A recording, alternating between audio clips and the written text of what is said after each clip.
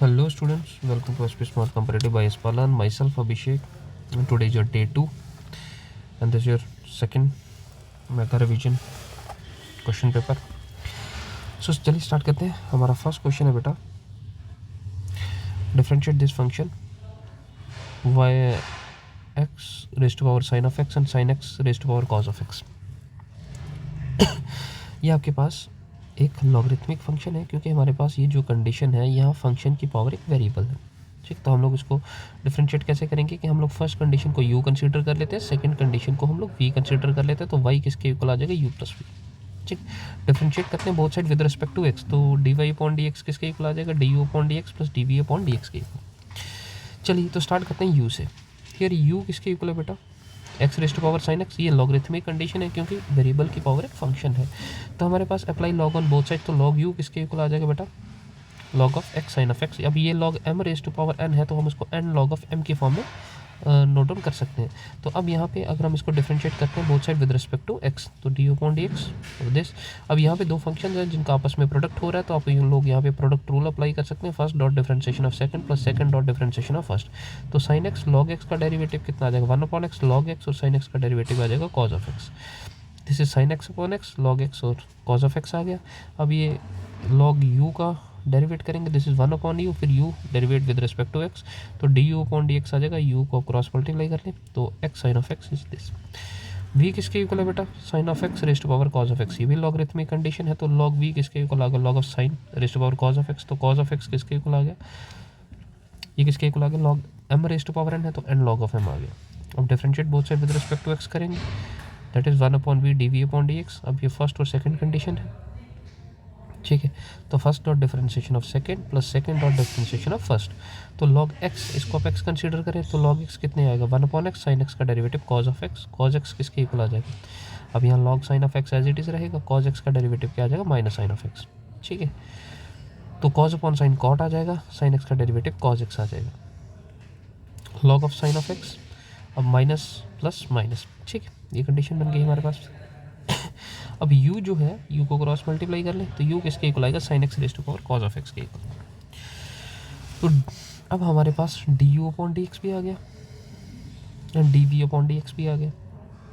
Question यही था हमारे पास कि आपको यहाँ पे इसका वैल्यू फाइंड आउट करना था, तो हम फर्स्ट में d you upon D x और d we upon D x का वैल्यू सब्स्टिट्यूट करेंगे, तो आपके पास आंसर आ जाएगा. नेक्स्ट है y equals to 3 log cos of x 4 log sine of x, show that x square d square y upon D x square plus x d y upon D x plus y equals to 0. तो Y आपके पास ये function है बच्चे. आपको यहाँ पे एक differential equation दी गई है, आपको वेरीफाई करना है कि LHS इक्वल्स टू RHS. तो इस इक्वेशन में वाई है जो गिवन फंक्शन है, d y upon D x है मतलब first order derivative, d square y upon D x square है मतलब सेकंड ऑर्डर डेरिवेटिव. आपको तो ये दोनों कंडीशन चाहिए, तो पहले चलिए आप इसको d y upon D x find out कर लीजिए.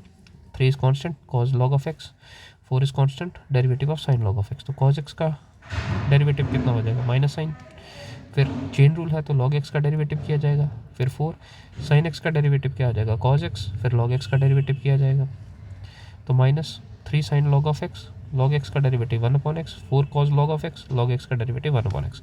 अब ये 1 अपॉन एक्स कॉमन करेंगे आप लोग दोनों में से, तो इसको क्रॉस मल्टीप्लाई कर लीजिए, तो 3 x d y upon D x minus 3 sine log of x plus 4 cos log of x आ गया. अब हमारे पास क्या है, again differentiate both side with respect to x.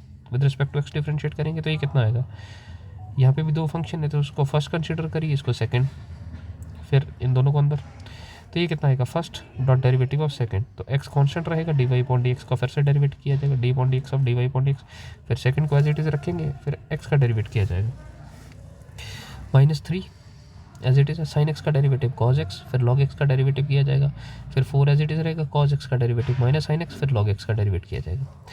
तो यह जाएगा x d square y upon D x d y upon D x. अब एक्स का derivative with respect to x तो 1 कंसीडर हो जाएगा, minus 3 cos log of x, log x का derivative 1 upon x, minus 4 sine log of x, log x का derivative 1 upon x. अब इन दोनों में से 1 अपॉन एक्स कॉमन किया जा सकता है, 1 अपॉन एक्स कॉमन करेंगे, क्रॉस मल्टीप्लाई करेंगे, इधर आ जाएगा, तो यह आ जाएगा x square d square y upon D x square. अब एक्स यहाँ पे मल्टीप्लाई होगा दूसरी कंडीशन के साथ भी. अब इस पूरी कंडीशन में से माइनस कॉमन कर लीजिए, तो 3 log of x plus 4 sine log of x है. ये आपके पास 3 log of x plus 4 sine log of x, ये गिवन वाई के इक्वल ही आ गया, तो इसको आप यहाँ पे फर्स्ट कंसिडर कर लीजिए. तो यहाँ पे आप इसको वाई सब्स्टिट्यूट कर लीजिए फ्रॉम फर्स्ट, तो माइनस वाई है ए इक्वल्स टू प्लस वाई, हम शिफ्ट कर लेते हैं। तो यही आपको डिफरेंशियल इक्वेशन वेरीफाई करना था, तो हमने वेरीफाई कर लिया। ठीक है, नेक्स्ट देखते हैं, हमारे पास है integral cos of x upon 1 minus sine of x 2 minus sine of x d of x. तो ये आपके पास आई एक फंक्शन है। अब साइन एक्स को अगर आप टी सब्स्टिट्यूट करते हैं तो साइन एक्स का differentiate both side with respect to x, तो साइन एक्स का डेरिवेटिव क्या आएगा, cos x d x d t. तो कॉज एक्स डी एक्स आपके पास कॉमन निकल जाएगा, this is 1 minus t 2 minus t. अब हम इस कंडीशन को कंसिडर कर लेते हैं क्योंकि ये लीनियर फैक्टर्स हैं हमारे पास, तो a upon 1 minus t b upon 2 minus t आ जाएगा। इस पूरी कंडीशन को हम क्रॉस मल्टीप्लाई करेंगे तो ये कितना आएगा, ए 2 माइनस टी प्लस बी के साथ 1 माइनस टी। अब ये दो लीनियर फैक्टर हैं तो हमने किया कि हम देखेंगे 1 माइनस टी कब जीरो आता है, तो टी इक्वल्स टू 1 पे, 2 माइनस टी कब जीरो होता है, तो टी इक्वल्स टू 2 पे। तो जब आप यहाँ पे सब्स्टिट्यूट करेंगे टी इक्वल्स टू 1, तो थर्ड कंडीशन क्या आ जाएगा, 1 यहाँ पे सब्स्टिट्यूट होगा 1 माइनस 1, टी को 1 सब्स्टिट्यूट करेंगे 1 माइनस 1 0, होल कंडीशन 0। तो ये कितना आएगा 2 माइनस 1, तो ये आ गया बेटा 1। फिर जब आप टी को 2 सब्स्टिट्यूट करेंगे तो टी 2 आ जाएगा 2 माइनस 2 0, तो ये दिस इज़ 1। बी कितना आ जाएगा, ये आएगा 1 माइनस 2, तो दिस इज़ माइनस 1, बी आ गया आपके पास माइनस 1। अब ए और बी का वैल्यू आ गया, अब यहाँ पे सब्स्टिट्यूट कर लीजिए, आई आपके पास ये था। ठीक है, अब इस कंडीशन को हमने यहाँ पे कंसीडर किया था, तो a upon this b upon this, तो ये 1 माइनस टी है तो माइनस लॉग 1 माइनस टी आ जाएगा, माइनस यहाँ पे कॉमन है तो माइनस को अंदर मल्टीप्लाई करेंगे तो टी माइनस 2 हो जाएगा, तो लॉग ऑफ टी माइनस 2 हो गया, तो ये log m minus log n हो गया, तो लॉग एम अपॉन एन आ गया। तो साइन एक्स टी कितना था, साइन एक्स माइनस 2 और 1 माइनस टी आ गया, तो 1 माइनस साइन एक्स आ गया। नेक्स्ट है find the area enclosed by the ellipse this. ठीक है, सेकंड क्वेश्चन है, ये आपके x square upon a square y square upon b square है। तो ए आ गया आपके पास जो आपके इंटरसेप्ट है वर्टिसेस के एक्स एक्सिस पे, बी आ गया जो आपके पाई एक्स वाई एक्सिस पे है। ठीक है, तो इक्वेशन ये आ गया, वाई किसके इक्वल आएगा, इसको सिंप्लीफाई करेंगे, वाई आ जाएगा b upon square root of a square minus x square. अब आपको कहा है area enclosed by this ellipse, तो ये पूरा एरिया है, ये पूरा एरिया है। ठीक है, तो ये रिक्वायर्ड एरिया क्या आ जाएगा, area enclosed by a b a dash b dash a, ये पूरी एलिप्स के अंदर जो एरिया है ये पूरा आ जाएगा। लेकिन ये सिमेट्रिकल कंडीशन है, तो अगर हम एक एरिया फाइंड आउट करते हैं that is 0 A B O, 0 A B O, एक एरिया फाइंड आउट करते हैं मल्टीप्लाई बाई 4 करते हैं तो पूरा एरिया आ जाएगा हमारे पास। तो हमने इसका लिमिट ले लिया 0 टू ए एक्स एक्सिस पे। अब ये फंक्शन हमारा वेरिएबल एक्स में है तो इंटीग्रेट भी इसी को किया जाएगा विद रिस्पेक्ट टू, अब ये आ गया square root of a square minus x square, b upon a constant है, इसको बाहर कर लेते हैं। तो square root of a square minus x square किसके इक्वल होता है बेटा, ये आता है x upon a square root of a square minus x square a square upon 2 sine inverse x upon a, ये कंप्लीट फार्मूला ही है आपके पास, और लिमिट आ जाएगी 0 टू ए। तो जब आप अपर लिमिट अप्लाई करेंगे तो ए स्क्वायर माइनस ए स्क्वायर 0, साइन इनवर्स एक्स ए स्क्वायर अपॉन 2 साइन इनवर्स ए अपॉन ए आ जाएगा। उसके बाद लोअर लिमिट 0 आ जाएगी, तो यहाँ पे एक्स 0 होगा होल 0, यहाँ पे एक्स 0 करेंगे तो साइन इनवर्स 0 कब होता है 0 पे बेटा। ठीक है, तो ये पूरा पोर्शन ही 0 हो जाएगा लोअर लिमिट पे, बाकी रह गया ये 0 है तो ए अपॉन ए आया ये कैंसिल, तो साइन इनवर्स 1 आ गया। बाकी आपके पास क्या रह गया, ए स्क्वायर 4 ए बी अपॉन 2 था, 4 बी अपॉन ए था, बाकी ये पोर्शन सारा 0 है तो ए स्क्वायर अपॉन 2 साइन 1 रहा, 2 मल्टीप्लाई 2 4, ए और स्क्वायर कैंसिल तो 2 ए बी ये आ गया। साइन इनवर्स 1 है तो 1 को लिख सकते हैं साइन 90, डायरेक्ट और इनवर्स फंक्शन है तो पाई बाई 2 आ गया, ये कैंसिल। आपके पास एनक्लोज्ड एरिया क्या आ गया, पाई ए बी। ठीक है, नेक्स्ट है show that the differential equation x square plus x y d of y x square plus y square d of x is homogeneous and solve it. आपके पास बताना है कि ये क्या है, homogeneous condition. Given differential equation ये दिया गया है तो हमने इसको d y upon D x में कन्वर्ट कर लिया। अब ये होमोजीनियस है, ये पहले से आपको मेंशन किया, आपको बताना है कि होमोजीनियस है, नहीं भी है तो आप देख सकते हो हर टर्म में जो वेरिएबल है उनकी पावर्स का सम करोगे तो वो 2 ही आ रहा है, तो ये होमोजीनियस कंडीशन है। इस पूरे फंक्शन को हम लोग एफ ऑफ एक्स कंसिडर कर लेते हैं, function in variable x and y है। अब x को आप लोग रिप्लेस करें लैम्डा x के साथ, y को रिप्लेस करें लैम्डा y के साथ, x आ गया लैम्डा x, y आ गया लैम्डा y, तो ये हो गया lambda x whole square lambda y whole square, x आ गया लैम्डा x होल स्क्वायर और x y आ गया लैम्डा x लैम्डा y। ठीक है, क्लियर। तो यहाँ पे कितना आ गया बेटा, ये लैम्डा स्क्वायर एक्स स्क्वायर हो गया, लैम्डा स्क्वायर वाई स्क्वायर हो गया, लैम्डा स्क्वायर एक्स स्क्वायर हो गया, lambda multiply lambda lambda square और एक्स वाई आ गया। अब इन दोनों में से लैम्डा स्क्वायर कॉमन कर सकते हैं, एक्स स्क्वायर वाई स्क्वायर, इन दोनों ये लैम्डा स्क्वायर है कॉमन कर लीजिए, ये एक्स स्क्वायर आ गया और एक्स वाई आ गया, lambda square cancel, lambda zero, ये x square plus y square x square upon x y आ गया, तो ये आ गया लैम्डा रेज़ टू पावर 0, और ये कंप्लीट फंक्शन है जो हमने स्टार्ट किया था, तो ये function in variable x y आ गया। This means this function is the homogeneous differential equation of degree 0 है आपके पास। अब ये function d y upon D x की फॉर्म में है, तो हमने क्या किया, वाई अपॉन एक्स को वी कंसिडर कर लिया, तो वाई किसके इक्वल आ गया, वी एक्स के। डिफरेंशिएट करेंगे both side with respect to x, तो d y upon D x किसके इक्वल आएगा, v plus x d we upon D x आ जाएगा। ठीक है, तो यहाँ पे आपके पास d y upon D x है, यहाँ पर भी d y upon D x, इन दोनों का एल एच एस सेम है, दैट मीन्स इनके आर एच एस भी इक्वल होंगे आपस में। अगर इनके आर एच एस इक्वल है तो v plus x d we upon D x, और ये हमारे पास आ गया x square y square, x square plus y square upon x square plus x y. ये आपके पास गिवन कंडीशन थी, तो एक्स स्क्वायर को हमने एक्स स्क्वायर ही रखा, वाई स्क्वायर को हमने वी एक्स सब्स्टिट्यूट कर लिया, एक्स स्क्वायर को एक्स स्क्वायर ही रखा, ये फिर एक्स वाई है, एक्स एज इट इज रहा, वाई किसके इक्वल आ गया, वी एक्स के इक्वल। तो एक्स स्क्वायर इन दोनों में है कॉमन कर लिया, एक्स डॉट एक्स ये भी एक्स स्क्वायर हो जाएगा, तो इन दोनों कंडीशन में से भी एक्स स्क्वायर कॉमन होगा, ये कैंसिल हो गया। आपके पास क्या रह गया, 1 plus v square 1 upon v. ठीक है, ये रह गया। अब v यहाँ पे था तो हमने शिफ्ट किया तो नेगेटिव v हो गया, एलसीएम ले लिया हमने, तो सिंप्लीफाई करके हमारे पास ये कंडीशन आ गई, तो x d we upon D x ही आ गया। तो हमने वेरिएबल सेपरेबल अप्लाई कर लिया, डी वी इधर है तो 1 plus v upon 1 minus v D v, d x को हम शिफ्ट कर गए तो 1 अपॉन एक्स डी एक्स हो गया। इंटीग्रेट कर लीजिए बोथ साइड। ठीक है, तो फिर हमने 1 को सेपरेट कर लिया 2 माइनस 1 में, तो इसमें से अगर माइनस कॉमन करेंगे तो 1 माइनस वी हो जाता है, डिनोमिनेटर में 1 माइनस वी। ठीक है, अब ये पूरी कंडीशन हमने एक रखी है, तो 2 अपॉन 1 माइनस वी ये कंडीशन आ गया, और 1 minus v upon 1 minus v इसको कैंसिल करेंगे, यहाँ 1 रहेगा, और इसको हम लोग इंटीग्रेट करते हैं तो ये 2 times of minus log 1 minus v आ जाएगा, ये लॉग ऑफ एक्स हो गया। अब ये लॉग एक्स वाली कंडीशन एक साथ है, इसको चलिए सेपरेट ही रहने दीजिए। ये वी माइनस वी आ गया, 1 का इंटीग्रेशन वी आ जाएगा, लॉग एक्स प्लस सी आ गया। अब y अपॉन एक्स को हमने v कंसिडर किया था, तो जहाँ जहाँ पर b है उसको y अपॉन एक्स में रिप्लेस कर लीजिए। ठीक है, यहाँ पे इसका एलसीएम ले लिया।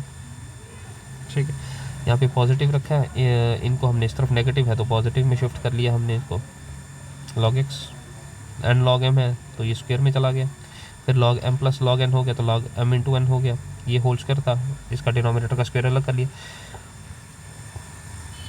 log x minus y whole square upon y plus x plus c आ गया। सो ये आपका सोल्यूशन आ गया।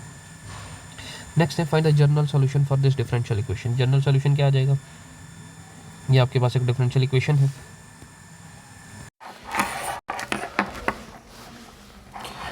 सो बच्चे आपको यहाँ पे जनरल सोल्यूशन फाइंड आउट करना फॉर द डिफरेंशियल इक्वेशन। हमारे पास है x d y upon D x twice of y x square log of x है। ठीक है, तो हमने इसको यहाँ से एक्स स्क्वायर का d y upon D x का कोफिशिएंट है एक्स। ठीक है, तो हमने क्या किया, ये कोफिशिएंट एक्स हमने कॉमन कर लिया, क्योंकि हम d y upon D x independent of x बनाएंगे। ठीक है, तो हमने एक्स कॉमन किया तो 2y अपॉन एक्स आ गया हमारे पास। ठीक है, अगर आपके पास ये थोड़ा टफ लग रहा है तो हम इसको x के साथ मल्टीप्लाई और डिवाइड करते हैं। अब हम x कॉमन कर पाएंगे तो यहाँ डिनोमिनेटर में x आ जाएगा, ये x square log of x आ जाएगा। ये x हम यहाँ से स्क्वायर कैंसिल करते हैं तो आपके पास रहेगा d y upon D x 2 upon x y equals to x log of x. ये इक्वेशन आ गई d y upon D x p y equals to q form में आ गया आपके पास। तो p कितना आ गया आपके पास, p आ गया 2 अपॉन एक्स, q आ गया एक्स लॉग ऑफ एक्स। अब आपके पास आपको जनरल सोल्यूशन फाइंड आउट करने के लिए कहा गया, तो ये आपके पास d y upon D x form plus p y equals to q form में है। तो यहाँ पे सबसे पहले आपको इंटीग्रेटिंग फैक्टर फाइंड आउट करना पड़ेगा। इंटीग्रेटिंग फैक्टर क्या रहेगा, e raise to power p d of x. P कितना है 2 अपॉन एक्स, तो 2 यहाँ पे आ गया कॉन्स्टेंट है, 1 upon x d of x आ गया, 1 अपॉन एक्स का इंटीग्रेशन लॉग ऑफ एक्स आ जाएगा, तो ये n लॉग ऑफ m है तो log m raise to power n हो जाएगा लॉग एक्स होल स्क्वायर। ये एक्सपोनेंशियल लॉगरिथम साथ में है तो आपके पास एक्स स्क्वायर आ जाएगा इंटीग्रेटिंग फैक्टर। तो सोल्यूशन क्या रहेगा, y dot integrating factor which is equal to integration of q dot integrating factor d of x. तो y डॉट इंटीग्रेटिंग फैक्टर क्या है आपके पास x square, integration of q कितना है आपके पास x log of x, and integrating factor है बेटा x square d of x. अब एक्स स्क्वायर और एक्स मल्टीप्लाई होकर एक्स क्यूब बनाएंगे लॉग ऑफ एक्स। अब यहाँ पे आइलेट यूज़ होगा, इनवर्स तो है नहीं, लॉगरिथमिक है, तो लॉगरिथमिक फर्स्ट, अलजेब्रिक सेकंड। तो first log of x dot integration of x cube d of x minus integration derivative of log of x dot integration of x cube. तो x cube का derivative integration x four upon x minus log x का derivative one upon x, तो x cube कितना आएगा, x four upon four d of x आ जाएगा, x री cancel, यहाँ पे x cube d of x रह जाएगा, ठीक है। तो ये आ जाएगा x raised to power four upon four log of x, तो ये एक्स क्यूब आ जाएगा एक्स फोर अपॉन फोर, तो ये आएगा एक्स फोर अपॉन 16, ठीक है। तो ये आपके पास सोल्यूशन आ गया for the given differential equation. Next है shortest distance between the lines. आपके पास लाइंस के बीच में शॉर्टेस्ट डिस्टेंस आपको फाइंड आउट करना है। तो आर आपके पास ये है,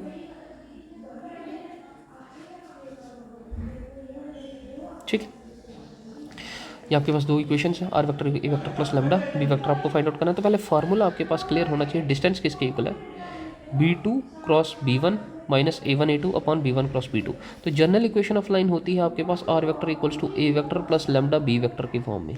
तो this is your a1, this is your b1, this is your a2 and this is your b2। तो ये हमारे पास a1 आ गया, ये a2 आ गया, ये b1 आ गया और ये b2 आ गया। अब पहले b1 क्रॉस b2 किया जाएगा, a2 माइनस a1 है, a2 माइनस a1 इन दोनों को सब्ट्रैक्ट करेंगे, हमने ये सब्ट्रैक्ट किया है, ये रिजल्ट आ गया। फिर b1 क्रॉस b2 इन दोनों का क्रॉस प्रोडक्ट किया जाएगा, तो हमारे पास ये रिजल्ट आ गया। अब हमें क्या चाहिए कि b1 cross b2 dot a2 minus a1, तो b1 क्रॉस b2 आपके पास ये रिजल्ट आया है, a2 माइनस a1 ये रिजल्ट है, इन दोनों का डॉट प्रोडक्ट करेंगे upon determinant of b1 cross b2। तो b1 क्रॉस b2 हमारे पास ये, इनका डिटर्मिनेंट फाइंड आउट किया तो हमारे पास 3 स्क्वायर रूट ऑफ 2 आया, तो इसको सिंप्लीफाई करेंगे हमारे पास, तो हमारे पास वैल्यू आ जाएगा 3 square root 2 upon 2 units distance between two lines, ठीक है बेटा। नेक्स्ट है find the angle between the planes. अब प्लेन्स के बीच में एंगल फाइंड आउट करना है, तो प्लेन्स के बीच में एंगल जब भी फाइंड आउट करेंगे आप लोग, तो ये फॉर एग्जांपल दो प्लेन्स हैं, इनके परपेंडिकुलर नॉर्मल्स हैं, तो अगर प्लेन्स के बीच में एंगल 90 डिग्री है तो उनके परपेंडिकुलर नॉर्मल्स के बीच में भी एंगल 90 डिग्री ही होगा। तो हमारे पास ये n है, this is your n1 vector, this is your n2 vector, ठीक है। तो एंगल बिटवीन टू प्लेन्स क्या आ जाएगा, that is the angle between two normals, तो ये आ जाएगा cos theta n2 minus n1 upon n1 magnitude n2 magnitude. तो n1 डॉट n2 हमने कर लिया, दो का डॉट प्रोडक्ट, और उसके बाद इनका मैग्नीट्यूड कर लिया, तो रिजल्ट इज 15 अपॉन दिस, ठीक है। नेक्स्ट देखिए बच्चा, नेक्स्ट है सॉल्व द सिस्टम ऑफ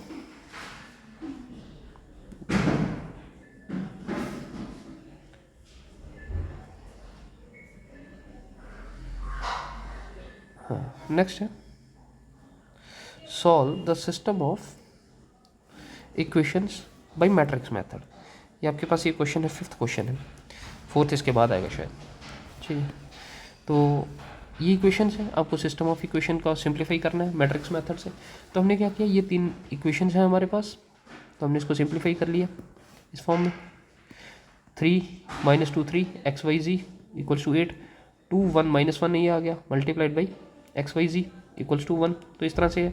अब ये a x equals to b form में आ गई, ए आपके पास ये है, एक्स ये है, बी आपके पास ये कंडीशन है। तो अब आपको सबसे पहले क्या करना, सोल्यूशन में एक्स किसके इक्वल होता है बेटा, ए इनवर्स बी के, और ए इनवर्स किसके इक्वल होता है, 1 upon determinant of A dot adjoint of A dot B के। तो ए इनवर्स ही एग्जिस्ट तब करता है जब डिटर्मिनेंट ऑफ ए एग्जिस्ट करता हो। तो पहले आपको determinant of matrix A find out करना, तो हमने determinant of matrix A find out किया यहाँ पे, तो हमने एक्सपेंशन कर लिया बाई एक्सपेंडिंग और 1 कर लीजिए। रो 1 से अगर आप एक्सपेंड करेंगे बेटा, तो आपके पास डिटर्मिनेंट आ गया -17, -17 है जो नॉट इक्वल्स टू 0 होगा, नॉट इक्वल्स टू 0 है, that means A inverse exist करता है। ए इनवर्स कैसे एग्जिस्ट करेगा, डिटर्मिनेंट ऑफ ए तो आ गया आपके पास, अब आपको एडजॉइंट ऑफ ए चाहिए। एडजॉइंट ऑफ ए कैसे मिलता है कि आप लोग जितने भी एलिमेंट हैं उनके कोफैक्टर फाइंड आउट करते हैं, एडजॉइंट ऑफ ए किसके इक्वल है, यहाँ पे कोफैक्टर्स आ जाते हैं, फिर उसका ट्रांसपोज करते हैं। हर एलिमेंट जिस पोजीशन पे एलिमेंट है आप उसका कोफैक्टर लेंगे और फिर आप क्या करेंगे बेटा, उनका ट्रांसपोज लेंगे। तो जैसे मैं यहाँ पे इस डिटर्मिनेंट को यहाँ पे लेके आता हूँ, जैसे पहले हम 3 का कोफैक्टर ले रहे हैं, तो ये कितना आ जाएगा, -1 की पावर जो 3 का पोजीशन है फर्स्ट रो फर्स्ट कॉलम। अब जिस रो जिस कॉलम में ये प्रेजेंट है उसको कैंसिल आउट कर लीजिए, बाकी जो एलिमेंट बचे हैं उनसे आप लोग डिटर्मिनेंट बना लीजिए, यही आया। तो वैसे यही है आपके पास, इस तरह से आप सभी एलिमेंट का कोफैक्टर फाइंड आउट करेंगे, फिर adjoint of A find out करेंगे। एडजॉइंट ऑफ ए क्या है कि जितने भी एलिमेंट हैं 3 - 2 जो भी यहाँ पे एलिमेंट थे, इन सभी के कोफैक्टर आप लोग प्लेस करेंगे, जैसे 1 - 8 - 10। फिर नेक्स्ट 3 का आ गया -5 -6 1, फिर नेक्स्ट 3 का आ गया -197। ये हमने किया। फिर आप उसका ट्रांसपोज लेंगे। ट्रांसपोज लेंगे तो क्या करेंगे, रो को कॉलम में चेंज कर लेंगे। -1 -8 -10 ये फर्स्ट कॉलम आ गया, सेकंड रो ये आ गया, सेकंड कॉलम आ गया, थर्ड रो ये आ गया, थर्ड कॉलम आ गया। ठीक है, ये बन गया आपके पास एडजॉइंट ऑफ ए। ठीक है, ये एडजॉइंट ऑफ ए आ गया। अब हमारे पास एक्स किसके इक्वल है, ए इनवर्स बी के। ए इनवर्स किसके इक्वल है, 1 upon determinant of A into adjoint of A dot B matrix. तो 1 अपॉन डिटर्मिनेंट ऑफ ए -17 आ गया हमारे पास, एडजॉइंट ऑफ ए ये मैट्रिक्स आ गई हमारे पास, और फिर बी मैट्रिक्स है हमारे पास ये 8 1 4, ये आ गया हमारे पास। अब इनको आप आपस में मल्टीप्लाई कर लीजिए। First row column -1 × 8 -5 multiplied by 1 and -1 multiply 4। फिर second row column -8 multiplied by 8 -6 multiplied by 1 9 multiply 4। फिर third row column -10 multiply 8 1 multiplied by 1 and 7 multiply 4। इनको सिंप्लीफाई करेंगे तो ये आ जाएगा -17 -34 -15 1। अब यहाँ पे क्या है, multiplication of matrix by scalar. अब स्केलर जो है मैट्रिक्स के हर एलिमेंट के साथ मल्टीप्लाई किया जाएगा। तो -17 अपॉन -17 आ गया, -34 अपॉन -17 आ गया, -51 अपॉन -17 आ गया। 17 cancel, negative cancel, this is 2 and this is 3, तो आ गया 1 2 3। By equating the elements at corresponding position, x1 के इक्वल आएगा, y2 के इक्वल एंड x3 z3 के इक्वल आ जाएगा। तो ये आ गया आपके पास सोल्यूशन। नेक्स्ट है find the particular solution for the given differential equation. ये आपके पास गिवन डिफरेंशियल इक्वेशन।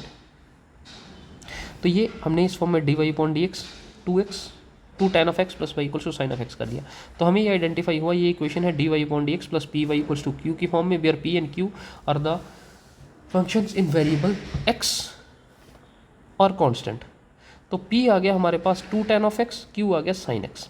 तो हमारे पास अगर ये वेरिएबल x में, तो इंटीग्रेटिंग फैक्टर क्या आएगा, e⁻p d of x। p किसके इक्वल है, 2 tan of x, two constant tan x का इंटीग्रेशन क्या आ जाएगा, log of sec of x। तो n log m आ गया, तो log m⁻n आ जाएगा। तो इसको हम ऐसे भी लिख सकते हैं, चलो इसको यहीं पर रखते हैं।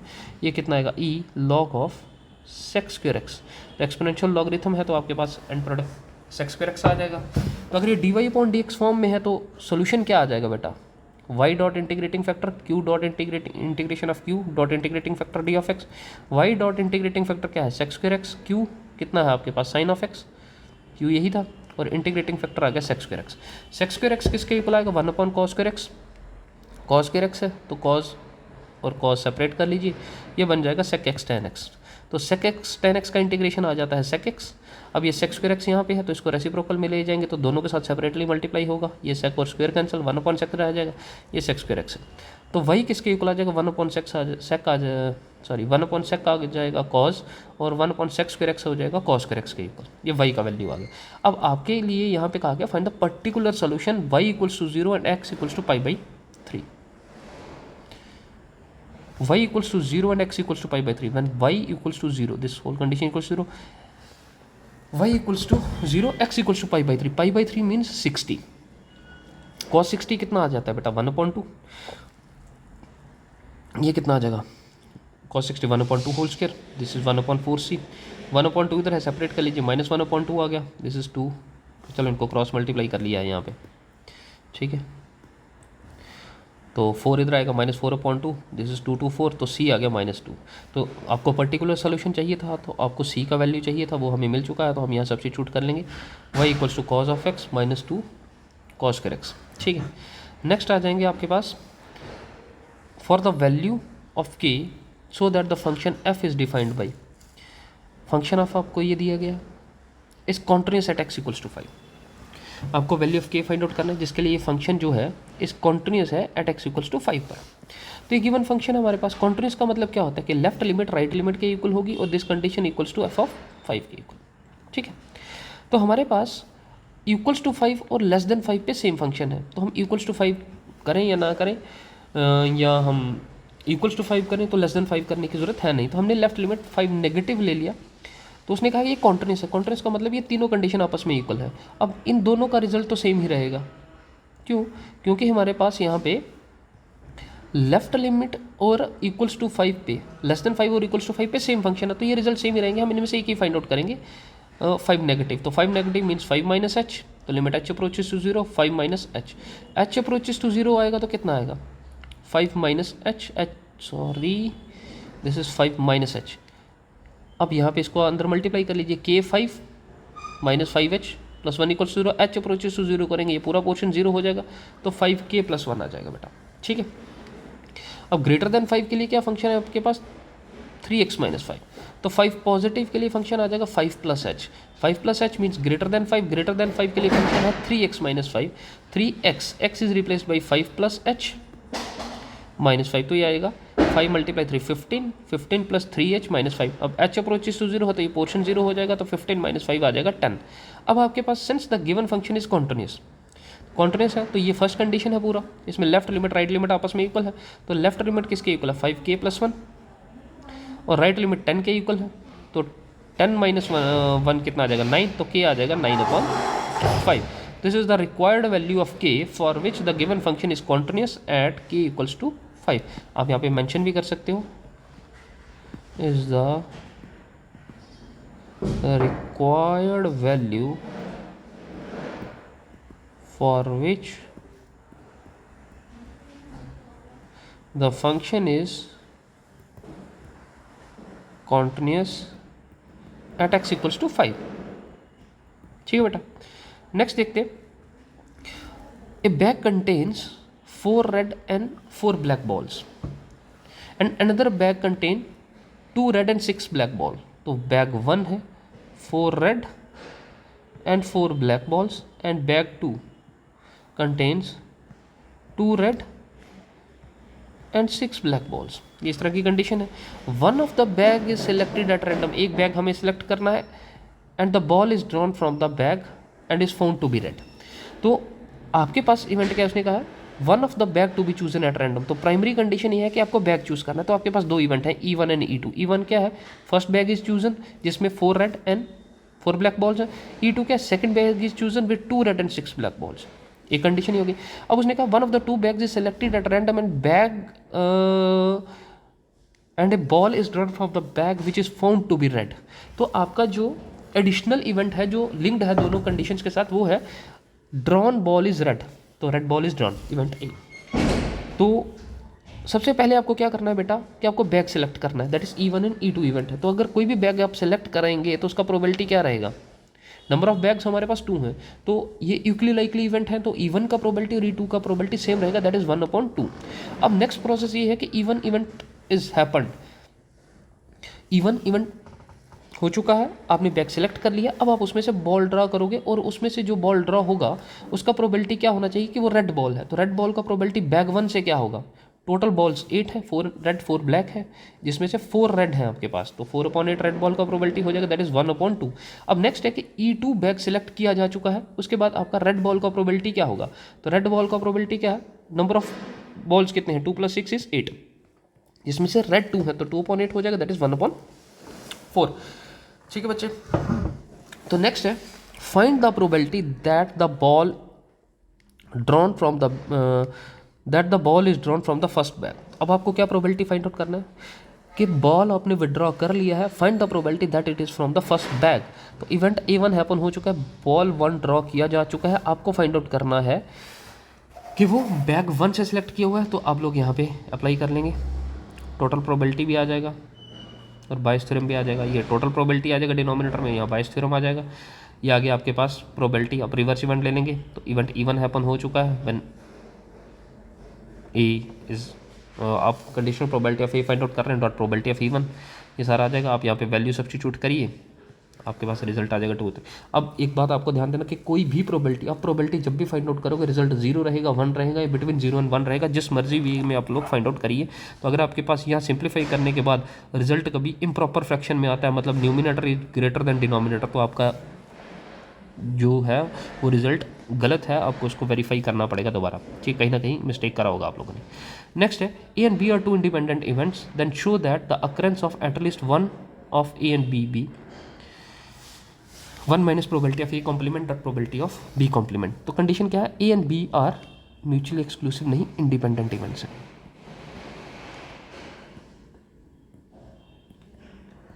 If A and B are independent events, उसकी स्टार्टिंग में है इंडिपेंडेंट। इंडिपेंडेंट है तो probability of A intersection B किसके इक्वल होगा, probability of A dot probability of B के। अब उसने कहा then the probability of at least one of A and B, at least one कम से कम एक में होना चाहिए ए एंड बी में, तो that means which is equals to A union B which is probability of A plus probability of B minus probability of A intersection B. अब ए इंटरसेक्शन बी किसके इक्वल है, probability of A dot probability of B के। इन दोनों में से probability of B common कर लीजिए तो वन माइनस प्रोबेबिलिटी ऑफ ए रह जाएगा। तो वन माइनस प्रोबेबिलिटी ऑफ ए किसके इक्वल आएगा, प्रोबेबिलिटी ऑफ ए कॉम्प्लीमेंट। अब यहाँ पे प्रोबेबिलिटी ऑफ ए को कर लिया one minus probability of A complement हमने। अब इन दोनों में से आप लोग probability of A complement common कर लीजिए विद नेगेटिव साइन, तो यहाँ से पूरा कंडीशन कॉमन होगा तो ये वन रह जाएगा, यहाँ से minus probability of B complement, minus probability of B sorry. तो one minus probability of B किसके इक्वल आएगा, प्रोबेबिलिटी ऑफ बी कॉम्प्लीमेंट, और ये प्रोबेबिलिटी ऑफ ए कॉम्प्लीमेंट यही आपको वेरीफाई करना था कि probability of A union B equals to one minus probability of A complement और प्रोबेबिलिटी ऑफ बी कॉम्प्लीमेंट। ठीक है, बाकी इस वीडियो में इतने रखते हैं, बाकी सेकंड पार्ट में आपके साथ ये क्वेश्चन डिस्कस करेंगे। आज हमने जो किया है हमने यहाँ तक कर लिया, ठीक है, चलिए थैंक यू। बाकी सेकंड पार्ट इसी के साथ है, उसका नेक्स्ट वीडियो में देख लीजिए।